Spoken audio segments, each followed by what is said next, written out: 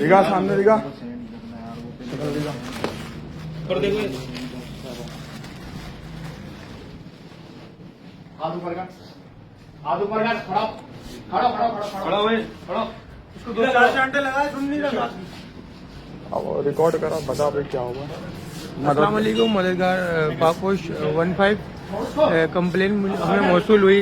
5 minute के अंदर हमने रिस्पॉन्स किया कि जो है आगा खान लेबोरेटरी में 2 डकैत घुसे में ऑन द स्पॉट हम रिस्पॉन्स किया और ये डकैत आप देख सकते हैं हमने पिस्टल समेत एक डकैत बरामद किया। आगा खान लेबोरेटरी पे 15 को पुलिस 15 को कंप्लेन मिली है और जल्द जल्द रिस्पॉन्स किया पुलिस 15 ने और पापोश 15 और SHO PS नाजाबाद गाड़ी साथ पहुंची है। जो डकैत को हम लोगों ने वारदात के दौरान पकड़ लिया, जो कि वारदात के नियत से आए थे।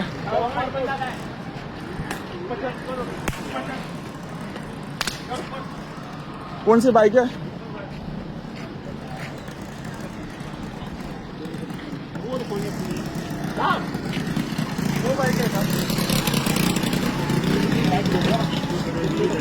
पीछे बैठो साहब, नीचे बैठो, नीचे बैठ, नीचे बैठ, नीचे बैठ, नीचे बैठ, नीचे बैठ, नीचे बैठ।